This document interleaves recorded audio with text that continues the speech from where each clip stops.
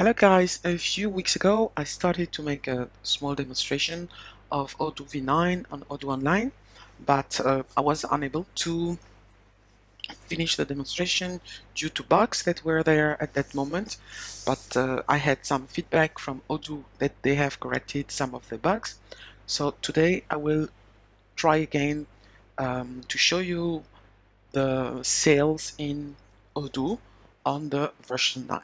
So first I'm gonna go and start my free trial. Here I can go on the sales.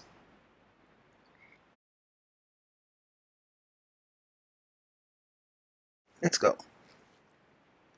So the system is creating automatically my my account and is creating my database where I will be able to configure and access the sales module. So it's quite fast, one must say. So now everything is ready. I'm ready to go. So I'm not gonna say that the interface is very nice. I really love this interface, very beautiful. So the first thing that I want to do is that I want to create a customer. So I go to sales customer and I do on create. It's an individual, it's called Eva, and she lives on King Street in Ramsgate in the United Kingdom. So everything seems to be ready.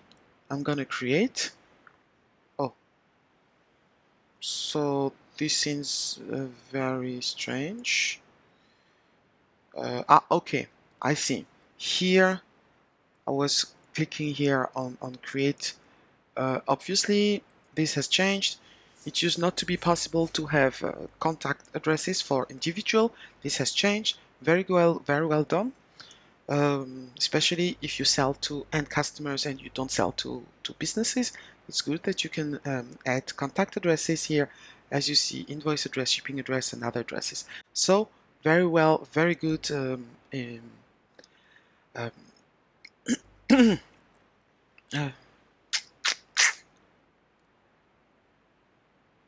So very good amelioration.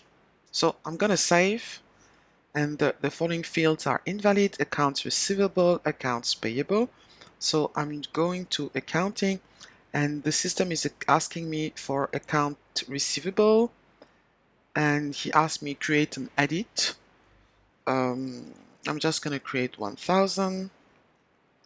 So the system is going into the balance sheet, and you see this is also quite new and very well done. Is that on the left side you have the possibility to enter the information, and on the right side you have some information. Oh, let me check. It was account receivable, so I just select receivables. I can also select default tax, UK 20%. I just go to 20%, and the system is going directly to this. So I'm just gonna say save, and then tax. I don't want it to have tax, and so I can save. Oh, I need a code. So I'm just gonna put say a code, and then I have saved. I guess I will need to do the same for the accounts payable. But before I do this, you see here account receivable. I see 1000. Doesn't make sense for me, so I'm gonna change it a little bit, and I just will change the name in account receivable so that it makes much more sense. So now I have 1000 accounts receivable. So I'm just gonna do the same for the other one. 1000. So I'm gonna save. So the very good news is now it has worked, and it's really great. It's really beautiful. I must say I see really a nice enhancement in the customer master data. very nice, beautiful things. Really, really, the important information is here, and this is where I really appreciate the work that was done there. So let us go a little bit more into the detail to see what we have. Um, we have the contact address that we can create. So now even an individual can have contact addresses. We have the internal notes. This was always there. We have sales and purchases. So it's different because now we have on the left side the sales and on the right side the purchases. Um, so I can also assign a salesperson. In this case, it's the administrator that was created automatically. And here I don't have any further information. Um, I really love this part. I really love it because this is what you want to see when you see the customer information. You want to have the photograph of the person and you want to have all the information immediately there. They also move the tag that is now also placed below the language, and the language used to be in a tab below, so now it's there. It's very well done. So I really appreciate what has been done in terms of the customer, how it looks like. Okay, now we have a customer. I haven't changed a lot. It's okay. So now I'm gonna create a product. So let us go to products, create. They changed a little bit the place of everything. So you see here the internal reference has moved, the barcode has moved, and everything has a little bit moved. So I like the fact that they put the cost on the first page. So the invoicing policy, this is something that changed also. There were very lot of discussions about this topic. The invoicing policy was moved a little bit from the sales order to the product. So it means that now you can define for the product how you're going to invoice this very product. Let us go. Inventory. At the moment I don't have a lot of things, but I still have the vendors, so I can check what we have here. The things have not really changed here.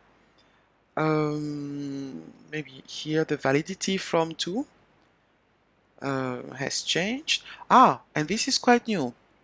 Very beautifully done. When you select it here, this color, and the first time you select, you get the date of today. So here,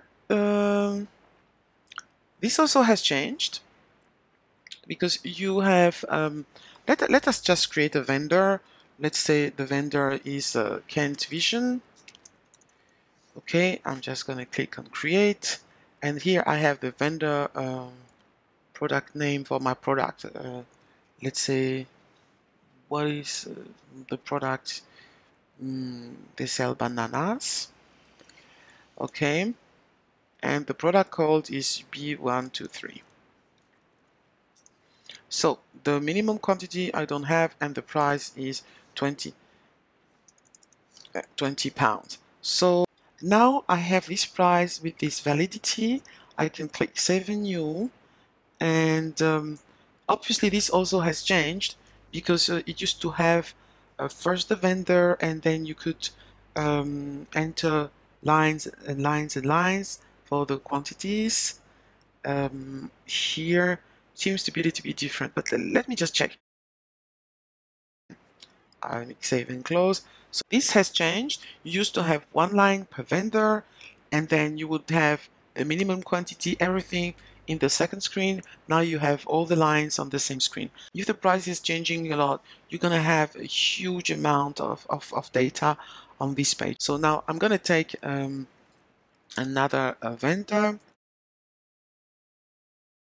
So you see already we have already here 6 entries. It can become really huge if you have a lot of changes in the prices. So I would say no, I'm not convinced with this one. I preferred the other one. I would say that if you are a very small company, if you do not have a lot of vendors, this is absolutely perfect. This is brilliant. If you are a larger company, or if you have more vendors for one product and you have more validity dates for one product, you're not going to be using this functionality. It's not usable. Okay. So in terms of sales, you just have the sales condition. You still have a little bit more than that. So you just have the warranty here. And in terms of accounting, it's basically not really relevant at the moment because it should not be relevant because we haven't installed accounting, but maybe it is relevant. I'm gonna check if the system accepts this. And here we have the notes. So what has disappeared, and this was a functionality that my customers used to love, is the warning. So I cannot understand why the warning have gone, because it was such a great functionality. So very disappointed about the loss of the warning, even if I like the fact that they put the notes here all together. Let me save the product and check if it works. Oh, of course, product name. Product name bananas. Okay.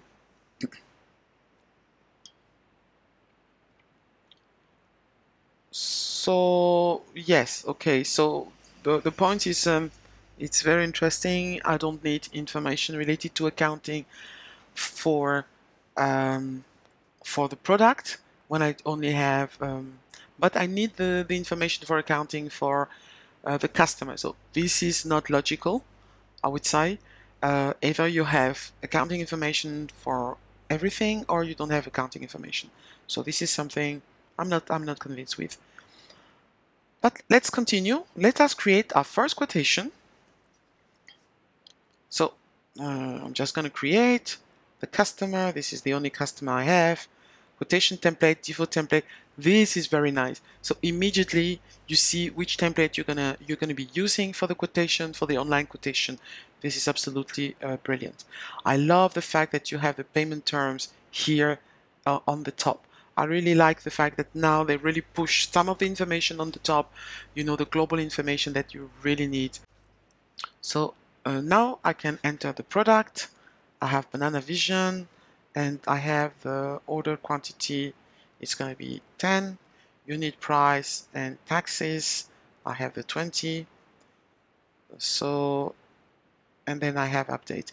So the first thing that I notice is that everything is in euro and I didn't configure nothing. So let me just first try if I can change the settings to my home currency. It is British pound. So here you have noticed I just go here, there, and I just assume that here I will have some settings. Okay, very nice things, but really nothing interesting for me. General settings, I don't find it there. I just assume I'm gonna have something in accounting. This is accounting dashboard. You have not yet installed a chart of account. Please install it first. I can browse the available countries and okay, I'm just gonna search for United. Oh, is it UK? Okay, I'm just gonna install the chart of account for the UK. Installed. I want to go to the settings here first and check if okay, here I can change the currency. Default currency company is GBP. Okay, it's very, very strange because GBP doesn't exist as a currency at start. Okay, for me, I'm quite surprised. And here, default currency GBP. I cannot choose GBP as a default currency. And here it says configure your company data. I'm just going to click here. Oh, okay. Let us go back to Euro. Configure your company data. Okay, this is just my name, my currency. Let me change here. Okay, here I can enter the currency GBP. And I say create GBP, current rate 0. The code must be unique. Okay. I don't see where I can find information in the settings. So I would say so far not convinced at all. I believe that we are not there yet. So that was it for today. I will come back in a few weeks and check if Odoo has made some changes about this. I hope you enjoyed the show. Bye bye.